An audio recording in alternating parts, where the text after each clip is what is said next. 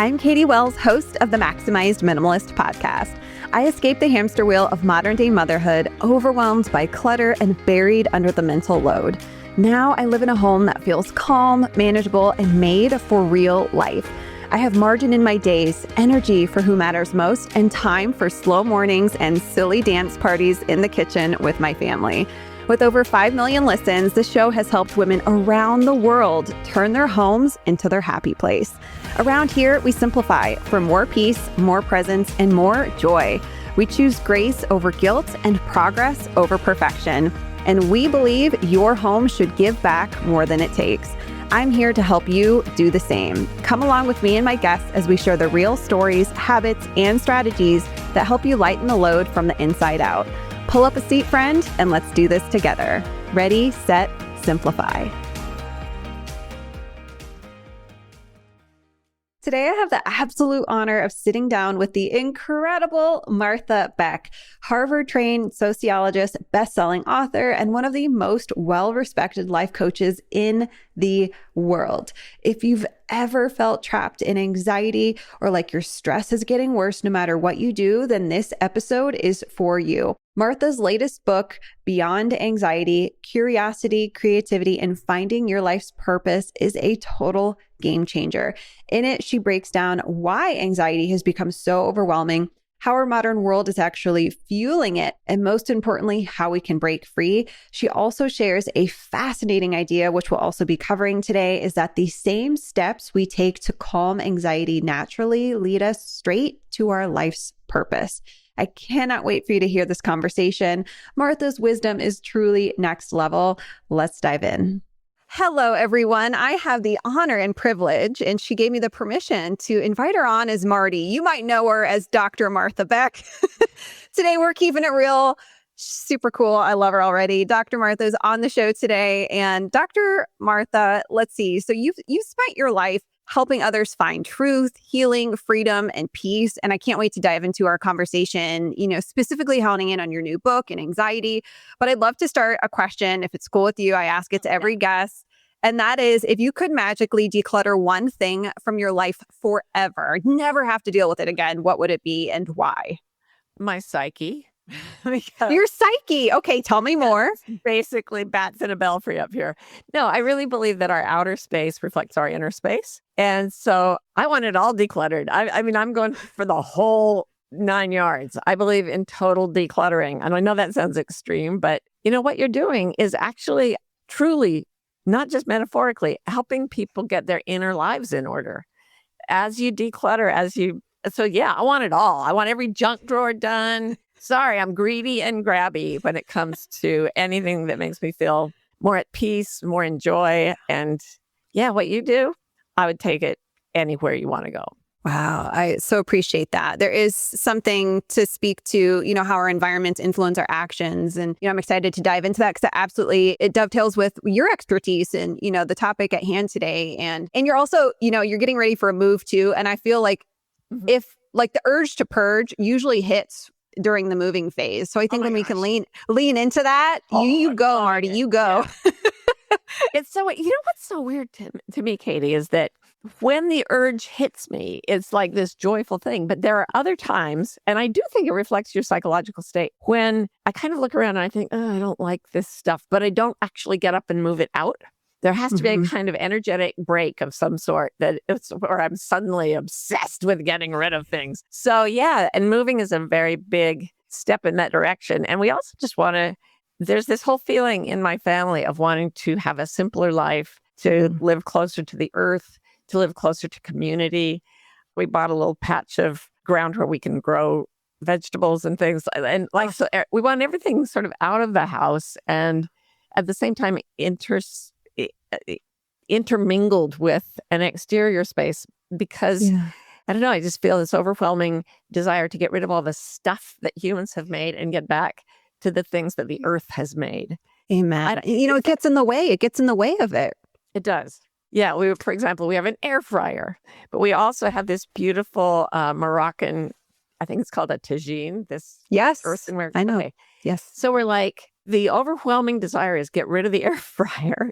Nothing against air fryers, but it's artificial and it it takes counter space, and it's not aesthetically this gorgeous shape that the tagine is. And it's more complicated. It's more reliant on electricity. It's just, is everybody doing this, Katie? Because a lot of people I know are feeling this urge to be simpler, to be more connected to land and the earth. And I connect it to changes in people's psychology, which I think is sort of brimming all over the world. Is that what you're seeing? I think so.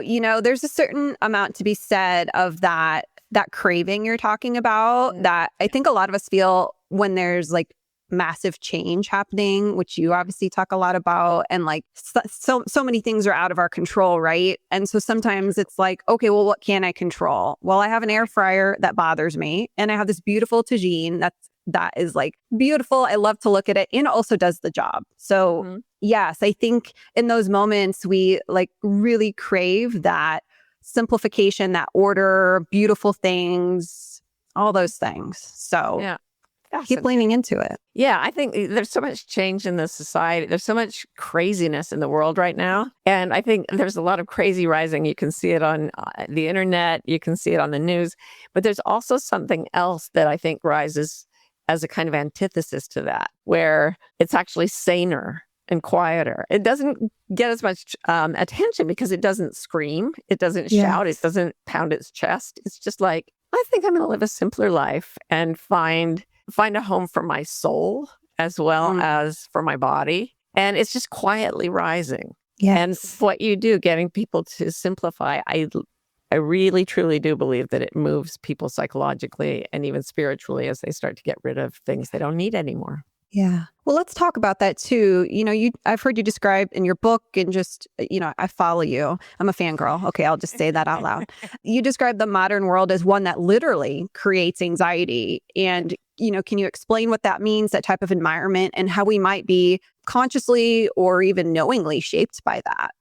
Think about what we would have felt and experienced and waking up in the morning 300 years ago. True, we wouldn't have had as much good medical care. We wouldn't have known as much about the world, but we would have awakened with nothing around us but the sounds of animals, other people, maybe running water or wind or something. And we would have spent our days surrounded by things that were handmade or nature made. There are almost no right angles in nature, so we wouldn't have seen many of those. We would have not left our homes and our loved ones to go away and work in places with strangers who are doing similar tasks, which don't really have anything to do with the sort of intimate physical and emotional connection to other people. We evolved to live in that kind of system. And instead, my friend Liz Gilbert wrote a book called The Last American Man, where she talks about this guy who lived out in the woods. And he said, you live in box world. You get up in it, you wake up on a box inside a box. You drive a little box on wheels to go to another box, to sit in a box and stare at a box until you go home in a box and lie down on a box and stare at a box and go to sleep on a box. He's like, there are no boxes in nature. There are circles. There are circles of firelight. There are circles of intimacy. There are circles of seasons. There's a circle of horizon. And just as I say the different words, I actually feel my nervous system responding to the thought. Like, I'm going to South Africa next week to be with my friends, and it's all circles. The horizon, the animals calling around us, the fire, the love, and everything in my nervous system becomes less anxious when I start to think about that. But most of us are placed into a world that is almost specifically designed to violate the expectations of our bodies in a way that makes us profoundly anxious. So there's a whole brain part of this as well, but just the environment around us and being told to work, produce. Yeah. It's not normal. It's normalized for us because it's our cultural norm, but it's not normal for our bodies and it's not normal for our brains. So I know you'd agree with this because that's really what we started talking about is our environments, in our home as well, right? I always say our environments influence our thoughts, our emotions, our feelings, action choices, all of the above, right? So if we can't change the broader environment, the home we live in, the city we live in, our job, how can we combat it? How can we go against box culture? How can we live in a circle when we live in a box, but we want to live in a circle? That is a really great question. And the first thing is to articulate that that's the way it is. I mean, when I say to people, your life is extremely abnormal, they're like, what are you talking about? And yet if I explain it just in a few minutes, like I just did, people are like, oh, yeah, I kind of see that. So once we're aware of that, we're out of the cultural trance. And the cultural trance is part of why anxiety is going absolutely nuts all over the world. The part of the brain that creates anxiety is what we focus on to live in modern culture. And we sort of do not use the part of the brain that is designed to find meaning and purpose and connection and love and joy. So the culture created this box world, and the culture also creates an illusion that this box world is the right way to be and that there is nothing else. But the moment you say, no, I'm going to step outside it and look at it from a short distance and see, oh, there's the circle world, there's the box world. Now I can make decisions. Where can I put circles in my life? So in my family, for example, I have a son with Down syndrome. He's in his 30s now, but like many people with Down syndrome, he's very, very meticulous about the order of his day. And so at a certain point, he told me, you work too hard and that is not all right. And we have to, he says, I want to hang out. We have to have hangout. He said, after 5 o'clock, no work in our house, hang out. So we have family time where we just sit in a circle, but we also have what we call morning communion where we sit in a circle. And we also have times throughout the day where we just meet with each other or with friends inside the circle. And there's a lot of hugging and there's a lot of sweetness and there's a lot of expressions of love. And these circles that keep coming throughout the day, the circles of the people we love, that is life-changing. Yeah. That is like heaven. It's like literally living in heaven when you get to do that. And then you can do it with design. You can do it, you can bring in plants, put circular rugs in a square room, whatever makes your nervous system breathe deeply and drop its shoulders and feel a sense of expansion. Put that into your house or take away that which does not do that, because the absence of they're called anxiogenic, has that for a word, they give rise to anxiety. The absence of those objects is a huge net positive, as you know. Yeah. So that's part of circle making. So, you could physically and emotionally and psychologically and socially create circles and circles and circles. Wow. So I'm thinking community circles. I'm thinking, all these different aspects. As you said that morning communion, like I teared up. This is what life is about. Yes. And this is what we need to this is what we need to consider as we are creating space. And I will say that is very little talked about. Like everyone wants to declutter, to have a tidier home, and there's all these benefits, but it's really hard I think the challenge lies in protecting that space we're gaining, and that's time and energy and resource freedom through simplification. And bringing in these little moments, and your home doesn't have to be perfect or your schedule doesn't have to be perfect in order to do what you do with your kiddo. And like after 5, that's my boundary because this is like our family time. And that's a way to bring in those circles you're talking about. And it doesn't have to be this big drastic life overhaul where I have to be a completely new person in order to achieve that. You're just reminding me of something I did recently. We were looking for this, for a house that had a little property so that we could grow things and live closer to the earth. As a sort of promissory thing to ourselves, we bought seeds, wildflower seeds for herbs and vegetables. Herbs. My wife is from Australia, so she says herbs. And I had this little handmade teacup, and not a particularly well-made teacup. It's just like a friend of mine years ago put this thing together and fired it, and it's this little sweet thing. And I filled it with earth, and I put seeds in it, and I put it by my bed, and it's this little circle. It's sprouted now, and it's my meadow. Oh my gosh, I love this round meadow by my bed, and every morning I water it. And I hadn't even thought about that, but I put that circle there as a kind of talisman to remind me what we were looking for, and it worked. Putting stuff in your house the way your soul wants it, I'm just going to go off the deep end and say it is a very powerful magic. Yes. It really is. Yeah. The energy it creates, the energy it gives, the connection, all of those things. Speaking to, anxiety, I used to be riddled with anxiety and it's nuanced and it's layered. And I will say the big thing for me that got me past it. There were a lot of things, but simplifying my environment was by far the biggest, right? Because I was riddled by anxiety. One of the reasons was the correlation of the amount of stuff in my home, and it caused so much stress and burden. And, to be on the other side, not only with my home and all these other things, but have way less anxiety than I used to. But I know I've heard you say, like, it is possible to live anxiety free. And had I heard that from anyone years ago when it was like literally a minute by minute, hour by hour struggle, I would have been like, this lady is crazy. No. Like, so it sounds like a radical idea to people who struggle with it, because it's usually not, I struggle once in a while. I don't know. I can't speak for most people. Now it is for me. But when you're feeling it daily, it feels so like, what does that look like in real life? And how do we begin to get there? Because as you know, I mean, you're an expert. Anxiety is on the rise, and it's continuing to go up, up. Yeah. It's huge. It's the most common mental health diagnosis in the world right now. So yeah, I do have experience with anxiety. I like to say I had one really bad bout of it, and it started when I was born and lasted till I was about 60. Wow.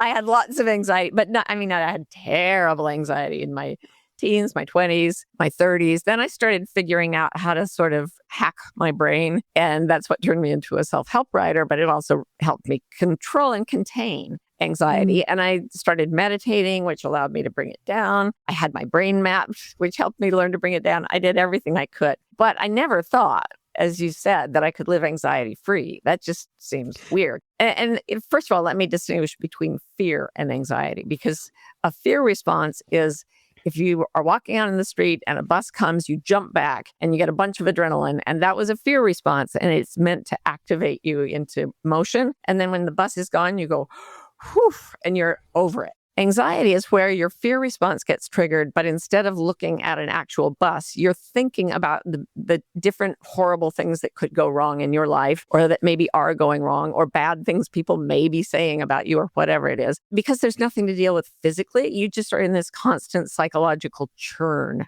And you can see that the way that works in the brain. Then I started studying the brain. And I started looking at the mechanisms of anxiety, which are mostly in the left hemisphere of the brain. And as I was studying them, I realized that the way anxiety works is reflected on the other side of the brain by a similar pattern, but it has a very different outcome. And that outcome is the experience of creativity. So I had been thinking anxiety ends when you calm yourself. Now I started to think anxiety ends when you become creative, when you go into a creative brain space. Because we've known for a long time, there's lots of research showing that when we get anxious, our creativity dies, just absolutely flatlines. Nobody had done a lot of research on becoming creative and seeing if your anxiety would flatline. So I started playing with that. I called creative friends. I was asking them about their anxiety. I tried an experiment on myself where I just did creative things all day, every day for a month during the pandemic. Ordinarily, I wouldn't have had a chance to do that. And it was crazy. It was like I was on some miracle drug. As long as I was in a creative space, there was absolutely no anxiety. And then I started working with crowds of a couple hundred people on Zoom calls.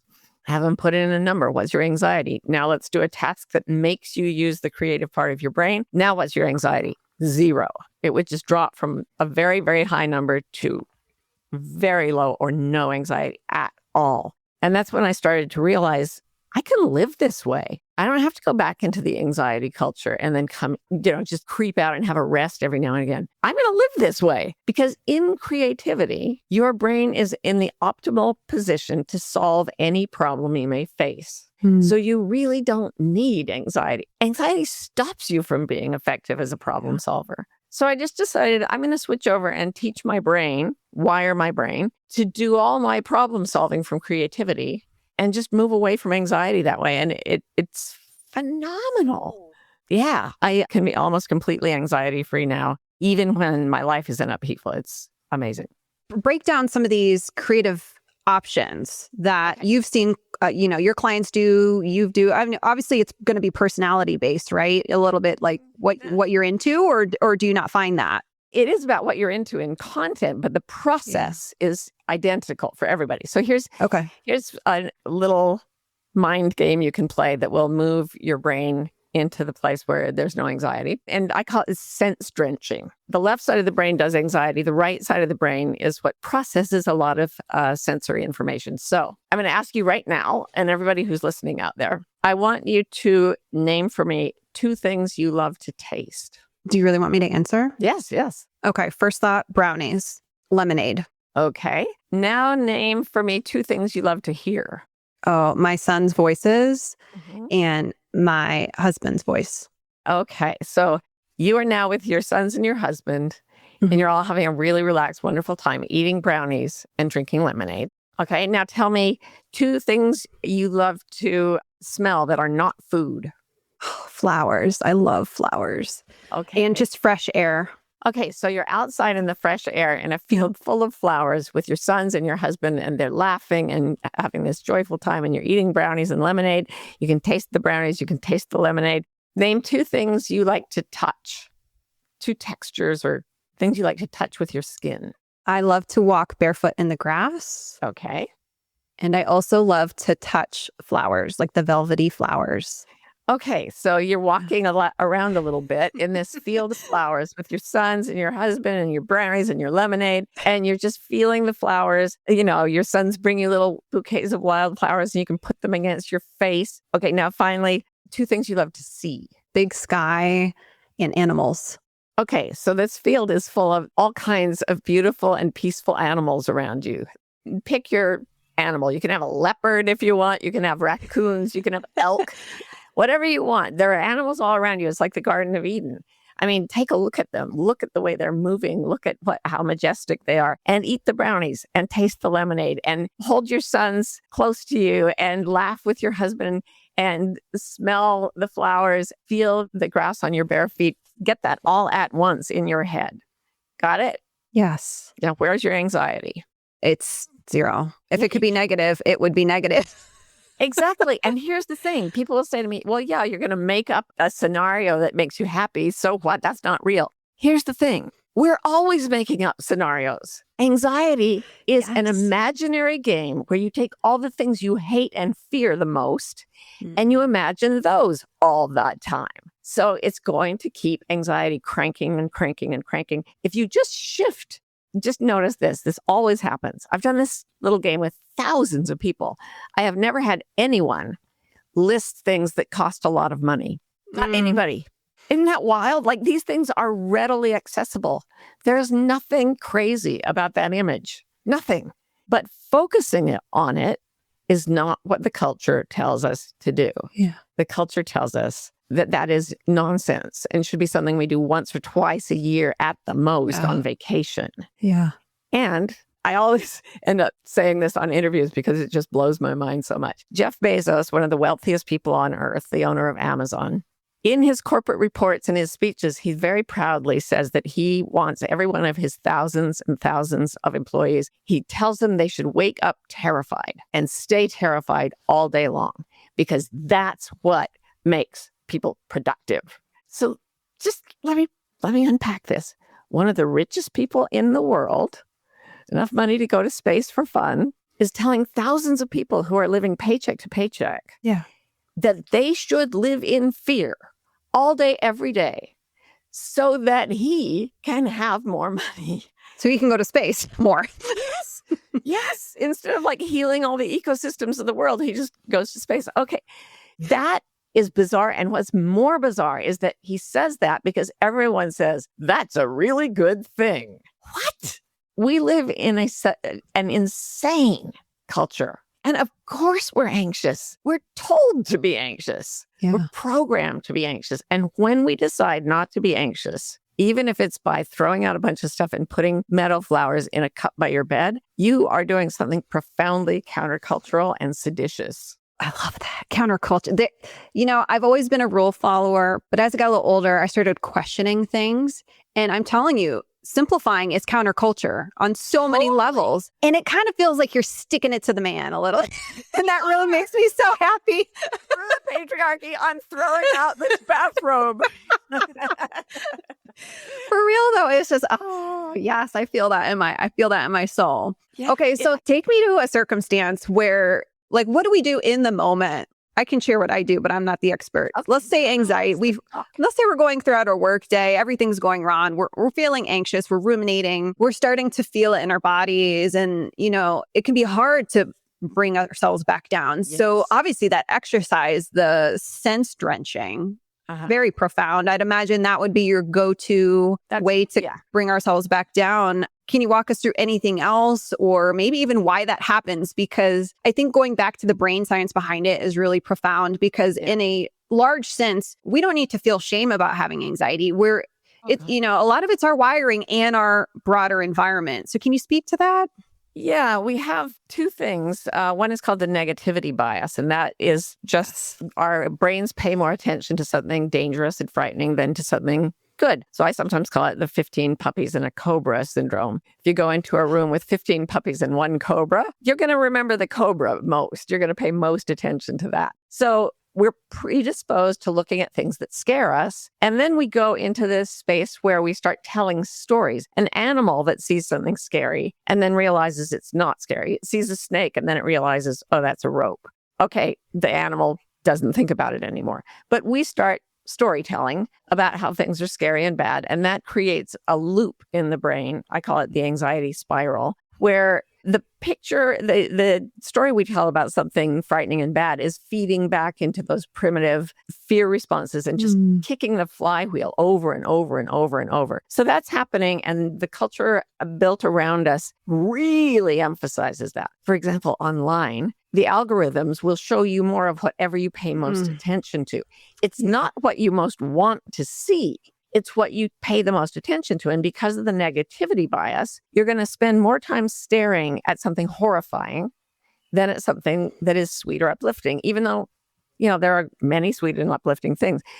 So the algorithm keeps feeding you more horror and more and more and more, and it just escalates it. And that's an external manifestation of the way the brain is working as well. So just know there is no shame in having tons of anxiety in this situation, and you are not defective or broken in any way. Your brain is working the way it was meant to work. It's just that you're in an insane situation. So what do you do about that? First thing that I do, I love going to the body. I love going to the senses, but the very first thing is always breath. And I don't know, there must have been 1,000 people coming on this podcast saying, start with the breath. But the reason for that is really deep. It's that the breath affects the brain stem, it's more ancient in its evolutionary terms than any of the other structures I've been talking about. And we're one of the few species that can control our breathing rate. And you never, ever see a wild animal that's being chased by another wild animal do this.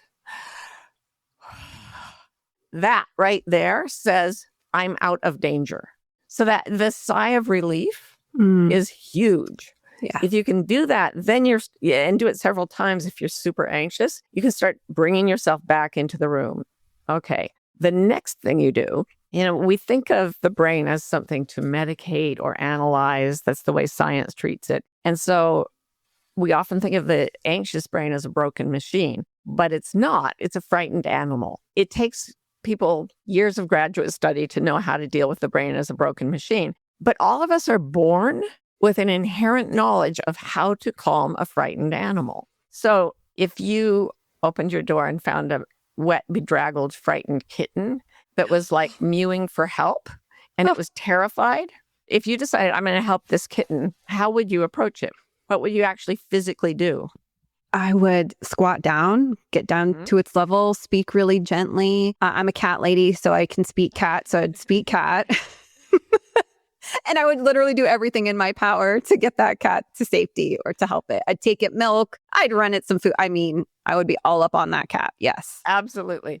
Yeah. So when you're anxious, realize that the part of your brain, the amygdala, that is functioning in you is almost exactly structurally identical to most other mammals, right? So it responds to the same thing a kitten would respond to. And so what I tell people is treat your frightened self as kindly and gently as you would any other frightened animal.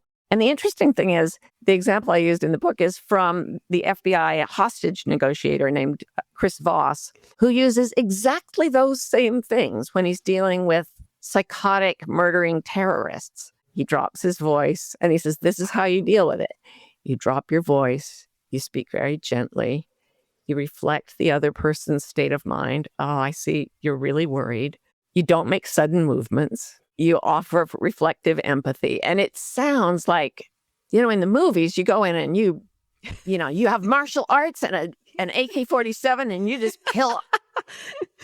But unfortunately, in the real world, that tends to create more problems than it solves. So this way of gently approaching ourselves, I call it kind internal self-talk. It's KIST or KIST. When you get panicky, do that breathing. And then just start to say to yourself, you're going to be okay. I'm here with you. I've got you. I can see you're scared. It's okay. It's okay to be scared. You get to be as scared as you want. I'm not leaving. I'm right here. And can you just feel how I'm tearing up again? Yeah, because we're just little animals. That's what we all want to hear. Yeah. And when we all need that. When we give it to ourselves, I stumbled over this years ago when I had a horrible 72-hour panic attack. It was just absolutely dreadful. I'd been on some medication and they took me off it. And it wasn't even psychoactive medication, but my body went into this reaction and I had this panic attack that would not stop. And I thought I would have to be heavily sedated or put in a psychiatric hospital or something. And until I just decided I was just going to start saying kind things to myself in my mind. And I began to do that. You're going to be okay. I've got you. You'll be all right. May you be well. May you be happy. May you be free from suffering. Just offering kind wishes. And I just watched this incredible spike of trauma almost go completely quiet within about 15 minutes. It was amazing. Wow. Yeah. That's beautiful. That's so touching. And it's so profound to hear that, how it can help. Yeah. I mean, I've done similar work, like inner child work, where it's like I'm sitting with my 6-year-old self who's so scared. You go back to those moments and you do. And you talk to yourself. And listen, since I did that inner child work, I started doing that more consciously just to myself. Like something happens, I get bad news. It's okay, Katie. Deep breath. We're okay. We're safe. And sometimes I even say it out loud. It really does. It helps. So much. Your nervous system is actually tuned to calm down at the sound of a soft, level, gentle human voice, even if the voice is your own, right? So humming to yourself, soothing, just making soothing noises, sort of cooing like the way you would to a baby, to yourself. That's another thing we're not culturally taught to do. We're taught to be quite brutal with ourselves. Yes. Self-critical, self-driving, self-deprecating. And that, it has its place socially. You don't want people to get narcissistic. But what it does is it makes us cruel. When you're alone with yourself and you're being cruel to yourself, that frightened animal inside you has no escape and nowhere to go. No one to go to. And if you can switch that inner critic voice or inner loathing or whatever it is, just by deliberately pretending that you're talking to a bunny rabbit or something, you don't even have to mean it at first. Yeah. Just make the noises. Your vagal nervous system will take in that soft, comforting cadence, and your whole system will start to regulate. And then you'll come into a very, very sweet, peaceful space. And from there, you can start to create. Yeah. And that's when you leave anxiety in the rearview mirror. And you head towards purpose, right? You talk a lot about that in your book, too. Yeah, you start out just by being curious about the world. The right side of the brain, which doesn't do anxiety, is very curious about things that are even frightening to the other part of the brain. That's one reason we rubberneck at accidents, because the anxious part of the brain is saying, oh, that's horrible. I don't really want to see it. But the right side of the brain is saying, okay, that's horrible. I need to know how that worked. There's a very strong physiological drive to see what happened at the scene of an accident. But it's on one side, it's fear, and on the other, it's curiosity. And when you get curious and then you start to if you live in curiosity, I have a friend who goes out in cities where she's never been before, and she takes curiosity walks. And she just says, what makes me most curious? And she walks to it and examines it. And then she says, now what makes me most curious? And she walks to that. And she's had all these amazing adventures. And she's incredibly creative, very, very successful artist. She just lives in this state of continuously looking at what's wonderful in the world. And as she does that, her curiosity and then the right hemisphere's desire to connect things becomes the driver for deep meaning. She's an artist, but she's an artist who makes things that heal people's souls. And that feels very purposeful to her. And she wouldn't say there's one life purpose, just that if you're constantly in a state of gentle curiosity and connection, your life's purpose unfolds from under your feet. It just is whatever is the right next best step. And you do that enough for enough years, you're going to have a very purposeful life. That is beautiful. I find like my knee-jerk reaction to the word purpose was like immediately like, I don't know. Am I living my purpose? Am I not? You know, No. I feel like a lot of people are like that, especially like I don't feel that way now, but I used to for a long time. But I also am very grateful and blessed to be able to have this career where I do what I love. And there's so much purpose that tends to get attached to the career that my guess is you would say, hey, I mean, let's separate that. Am I wrong? Yeah, you are not wrong at all. I got caught up in something you just said, though, which is that I'm blessed to have this career that makes me feel really purposeful. Yeah. You're not sitting there because somebody came and drove you in and sat you down and said, now do this. You made this up. This life that you live, you created it. This is your creation. And you're living in this interview here is the next step forward in an act of continuous creation that has built you a career by taking you toward what fed your soul. Yeah. So the left hemisphere culture takes the idea of purpose and puts it in that same grinder where you're supposed to wake up terrified every morning because you haven't lived your purpose. And then you rush through the day to do enough purposeful stuff. That's not how nature works. That's not how being works. Being says, what am I in love with today? And then it says, oh, go connect with what I love. It says, have a morning communion, have a circle of friends, make dinner for a bunch of people, and then eat it in a field of flowers and have brownies and lemonade. Like, that is living your purpose. Yes. You don't have to achieve anything or build some kind of monument. I don't give a damn about my legacy. People talk about legacy. Who cares?